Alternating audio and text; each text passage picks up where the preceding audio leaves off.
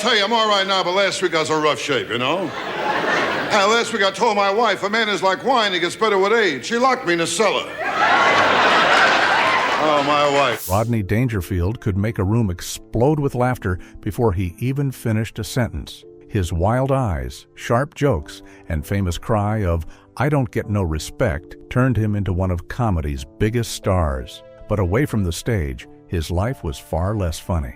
There were painful family wounds, broken relationships, long battles with sadness, career setbacks, and losses that never fully left him. Even after fame finally arrived, peace did not come easily.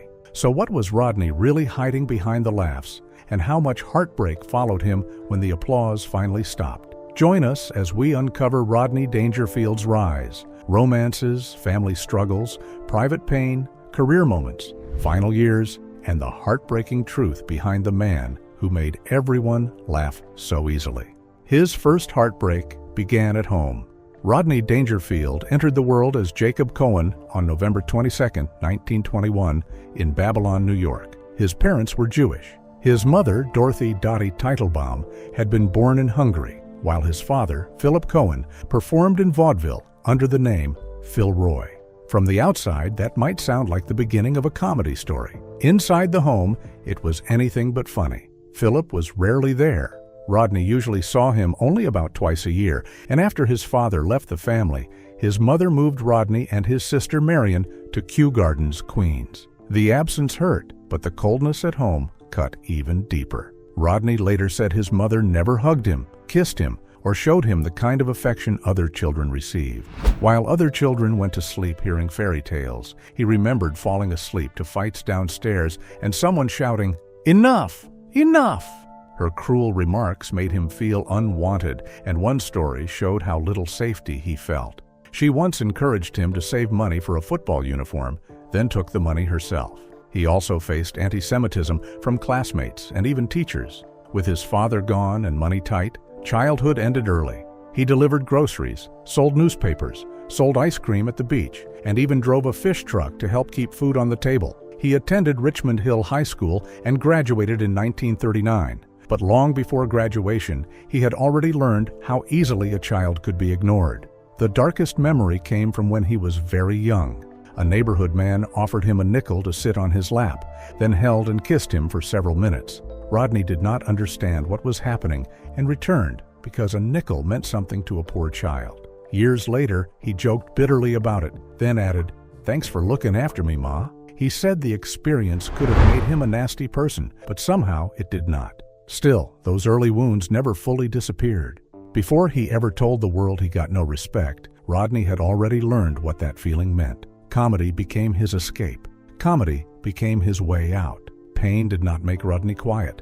It pushed him toward jokes. He later said he could remember trying to be funny when he was only 4. After dinner, he complained that he was still hungry. His mother told him he had eaten enough or had sufficient. Rodney answered, "But I didn't even have any fish." It was a small joke, but it showed the pattern that would shape his life. When he could not change the room, he tried to make the room laugh. By 15, he was writing material for stand-up comedians while working at the Nevele, a resort in Ellenville, New York. He believed joke writing may have helped him escape the heavy depression of his childhood. At 19, he legally changed his name to Jack Roy and began chasing comedy. He performed through the 1940s, but the work brought little security. Even earning $300 a week, comedy still did not provide stability. He traveled, struggled to get noticed, and spent years standing close to success without ever reaching it. At one point, he worked as a singing waiter, only to be fired. The rejection kept coming, and the pressure of being almost successful became exhausting. He was not yet the nervous man in the loose red tie. He had no clear image, no famous line, and no reason for audiences to remember him afterward. For 9 years, he kept pushing while money problems grew. He was following the same world his father had entered, but without any sign that it would treat him better. Around the end of his 20s, Rodney became tired of the travel, the uncertainty, and the feeling that his career was going nowhere. He later joked that when he finally quit show business, "I was the only one who knew I quit." The line was funny because it was cruelly true. There was no grand farewell, no disappointed crowd, and no industry panic. Jack Roy simply disappeared from stages that had barely noticed him. Soon, the stage would lose him to the one thing he wanted even more, the normal home he had never known. He quit before anyone knew his name. Rodney later said he had been looking for love when he met Joyce Indig. She was a singer, but both stepped away from show business to build a family. They married in the early 1950s, and Rodney left comedy behind. He sold aluminum siding and paint, trying to create the steady home his childhood had lacked. From the outside, it looked like a sensible decision. He became a husband, salesman, and father. Yet normal life did not bring happiness. Rodney kept writing jokes because the part of him that needed comedy never truly went away. The marriage became difficult and confused. He later called it a real mixed-up affair. Their son Brian was born in 1960 when Rodney was 39. The couple divorced soon after, but separation did not end the story. They remarried in 1963 and later had a daughter, Melanie. Still, the second attempt could not hold the family together. They divorced again in 1970, and Rodney often lived largely apart from them even before the final break. The years with Joyce gave him love, children, responsibility, and disappointment all at once. They also gave him material. His later jokes about marriage, rejection, and unhappy homes did not come from a completely invented character. He understood what it meant to want closeness and still feel alone. By the early 1960s, his work as a salesman could no longer silence the old dream. During the day, he continued selling. At night, he returned to stages in hotels across the Catskill Mountains. The comeback was not inspiring at first. He could not get booked at important clubs. His money problems became worse, and he estimated that he fell about $20,000 into debt. He later joked, "I played one club. It was so far out. My act was reviewed in Field & Stream. Once again, he was performing without a clear path forward. But this time, failure forced him to notice the real problem. He had jokes, timing, and years of pain to draw from. What he did not have was a person audiences could recognize. To survive his second chance, Jack Roy would have to disappear for good. Jack Roy disappeared, and Rodney was born. Rodney realized audiences needed a clear character, not separate jokes. He began shaping a middle-aged man for whom everything went wrong. His character was ignored, mocked, rejected, and mistreated by everyone. Rodney trimmed his writing until each joke became little more than a setup and a punchline. He once said he could spend 3 months creating only 6 minutes of material. The carefully built delivery still felt wild. He tugged at his tie, wiped his face, moved his head, and fired jokes so quickly that audiences barely had time to recover. Before that character could live, however, he needed a new name. During his comeback, Jack Roy was booked at the Inwood Lounge in Manhattan. He worried that longtime customers might remember his earlier failure, so he asked club owner George McFadden to rename him. McFadden came up with Rodney Dangerfield. The exact source remained uncertain, though the name had appeared in a Jack Benny radio program in 1941 and was later used as a pseudonym on The Adventures of Ozzie and Harriet. Whatever its origin, it fit. Rodney Dangerfield sounded like someone trouble would follow into every room. Armed with the new identity and the line, "I don't get no respect," he finally became hard to forget. His first major television chance came with The Ed Sullivan Show. After a key appearance in March 1967, national attention finally started growing. This time, he did not disappear after one night. He became a regular, then began showing up on The Dean Martin Show and The Tonight Show with Johnny Carson. He would eventually appear on The Tonight Show more than 70 times. Nearly 50 years old, he was finally becoming the comedian he had tried to be as a young man. Las Vegas bookings followed, along with sold-out live shows and national recognition. The strange part was that success came only after he stopped pretending to be successful. The world connected with the loser, the rejected husband, and the man who could not catch a break. Then Rodney used that spotlight to open doors for others. The comedy club that changed Hollywood. Before Hollywood claimed him, Rodney created something that would outlive many of his films. In 1969, he joined Anthony Bavacqua to build Dangerfield's Comedy Club in New York City. He had 2 children, a difficult marriage, and a career that demanded constant travel. A club of his own meant he could perform regularly while staying closer to home. He reportedly borrowed $250,000, a huge amount for a comedian who had only recently begun finding steady success. The gamble paid off. Within about a year and a half, the club had earned enough for him to repay the investors. Importantly, it became a place where unknown comedians could get a real chance. Rodney knew what it felt like to be rejected, so he often helped younger performers find the door he had spent decades trying to open. HBO specials filmed at the club introduced wider audiences to names including Jerry Seinfeld, Roseanne Barr, Jim Carrey, Tim Allen, Sam Kinison, Bill Hicks, Rita Rudner, Andrew Dice Clay, Louis Anderson, Bob Saget, Robert Townsend, Jeff Foxworthy, and others. The room became part of comedy history and later appeared in the 2019 film Joker as the place where Arthur Fleck failed on stage. Rodney's support was especially important to Jim Carrey. After seeing Carrey perform at the Comedy Store in Los Angeles, Rodney hired him to open a Las Vegas show. They toured together for roughly 2 more years. Carrey later surprised Rodney on television and publicly thanked him for the support that had helped shape his career. Rodney did not always predict every young comic correctly. At 19, Eddie Murphy asked him to watch an edgy act filled with race, sex, and strong language. Rodney warned, "Hey kid, I don't know where you're going to go with that." Years later, they met again at a Las Vegas urinal. Rodney looked over and admitted the mistake with 2 words. Who knew? After years of being shut out, Rodney was now opening doors. Soon, his own face would be everywhere too. After decades of failure, fame finally came. By the mid-1970s, Rodney had finally become impossible to ignore. He was a regular on late-night television, a strong live performer, and a comedian audiences could recognize within seconds. His "I don't get no respect" line had become so famous that the 1976 cartoon Jabberjaw borrowed it for its own character. But Rodney was still not a full superstar. That changed as his face began appearing everywhere. In 1977, he joined the Miller Lite campaign, using his no respect persona in short, memorable commercials.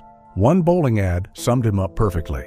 Told that all he needed was 1 pin, Rodney rolled the ball, hit the head pin, and somehow still knocked down nothing. Even in a commercial, luck refused to help him. Then came another strange sign of how far he had risen. In 1978, Harvard invited him to speak at Class Day. The man once rejected by major clubs was now standing in front of Harvard students.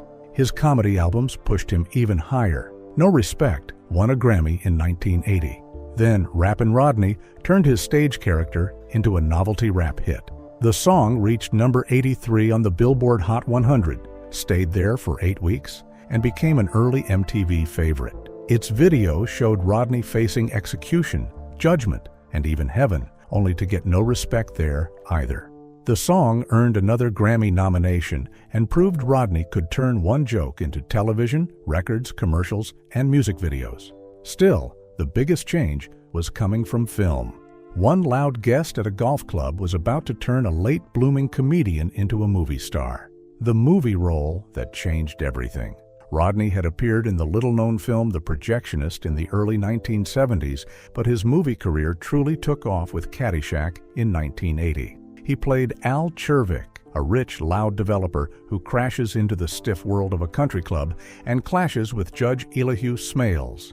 His role was originally smaller, but Rodney, Chevy Chase, and Bill Murray improvised so well that their parts grew during filming.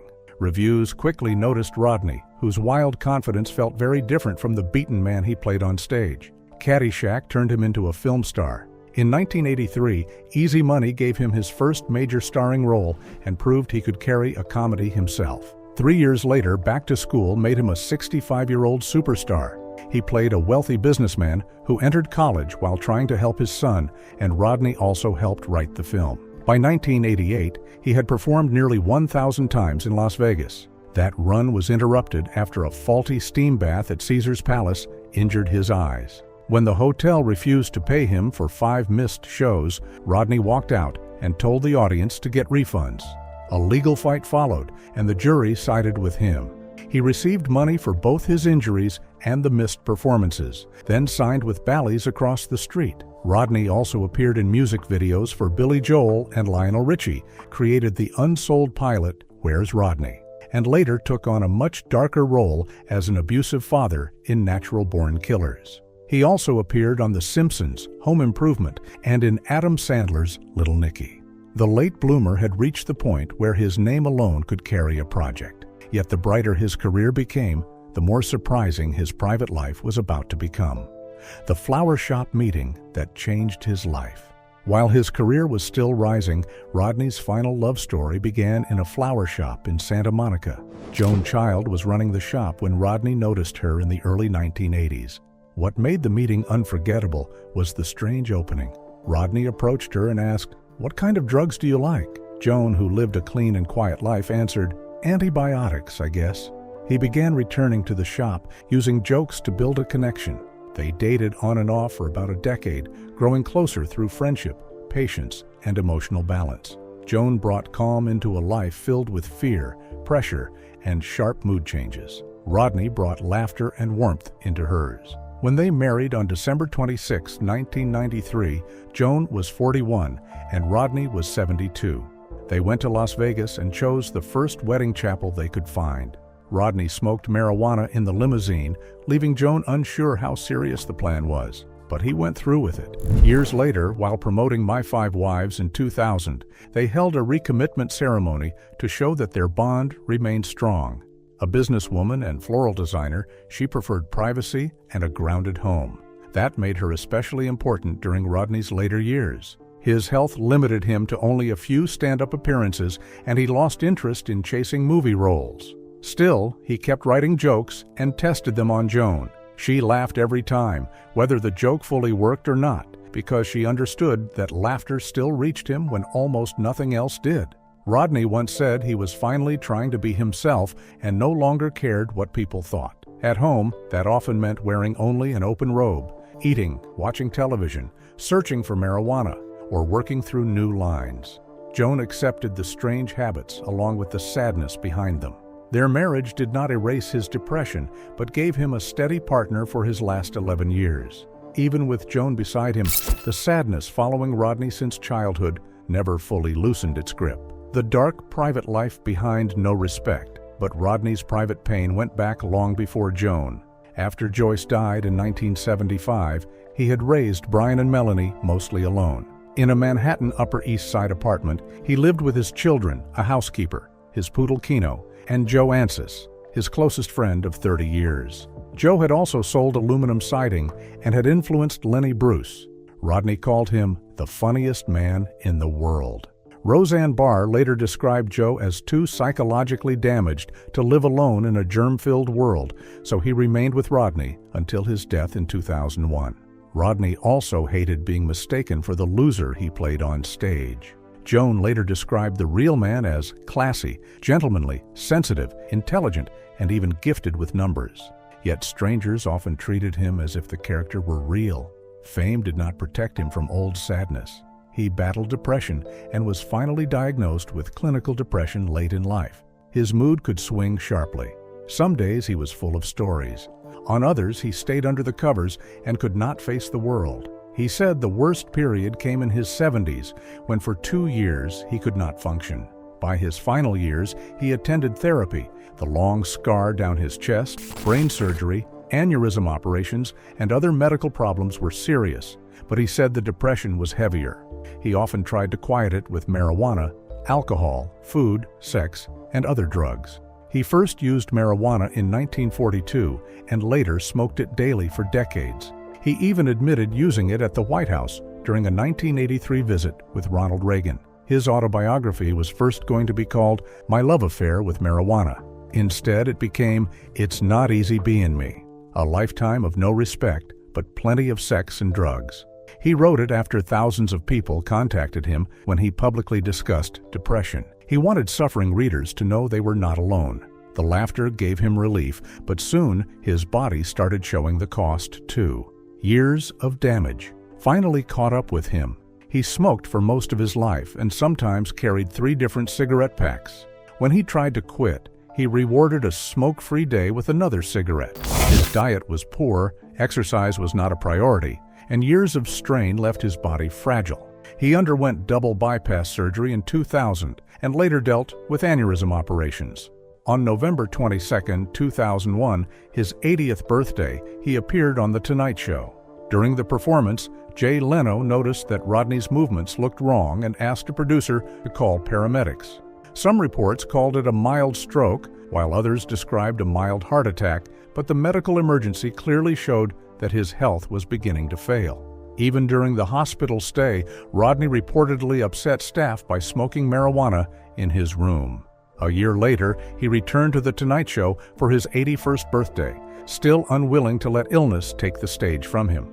His doctors later discovered that he needed heart valve replacement surgery, but blood flow problems made another procedure necessary first. On April 8, 2003, he underwent brain surgery to improve that flow. He survived the operation, but his health remained unstable. During these years, he continued promoting his autobiography and speaking openly about depression.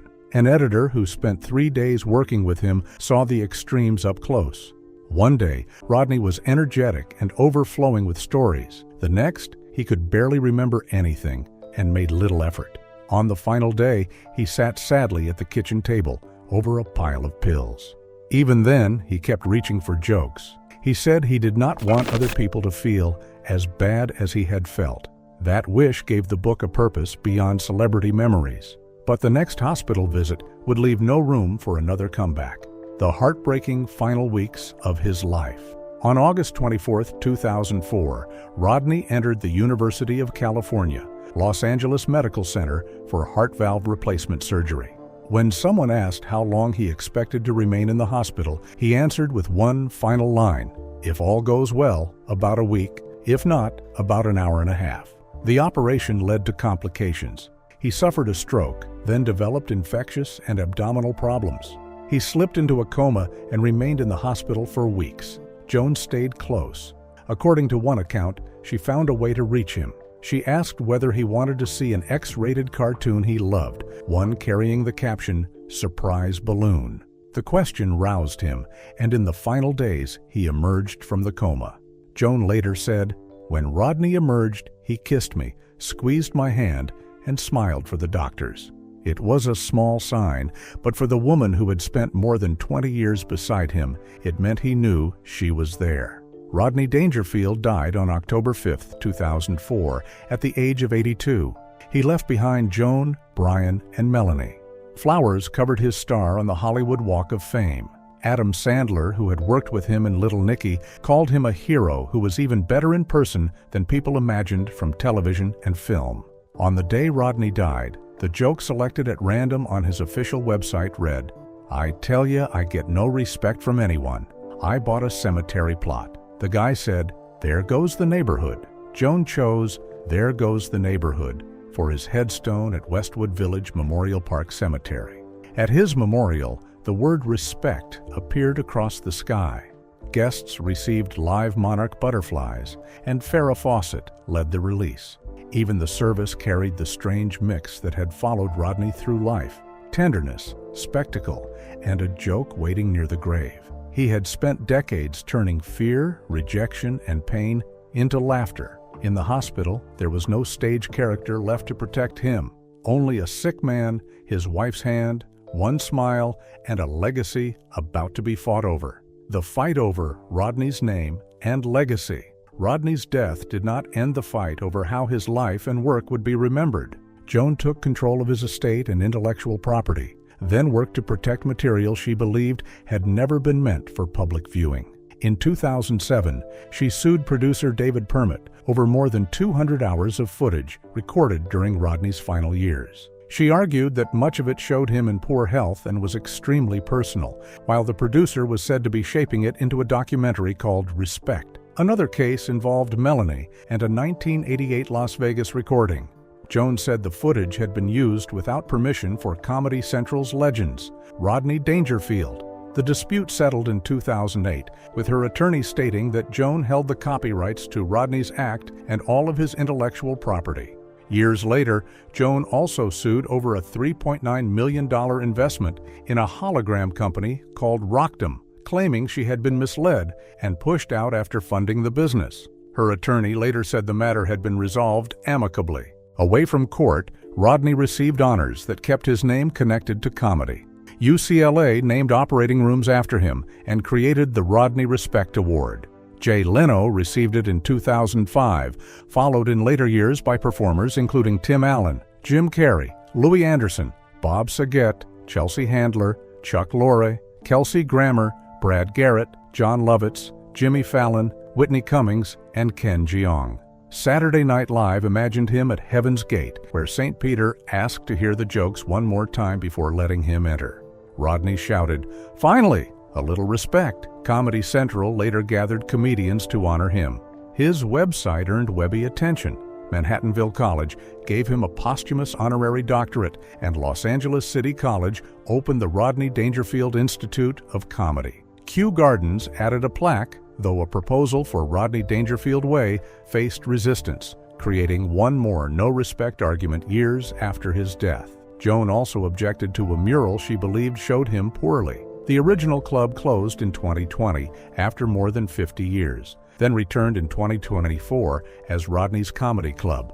As of 2026, she stayed private, appearing at tributes while continuing to guard the work, image, and memory of the husband she had watched make the world laugh. Do you think Rodney ever truly felt the respect he spent his whole career joking that he never received? And which part of his story changed how you see the man behind the laughter?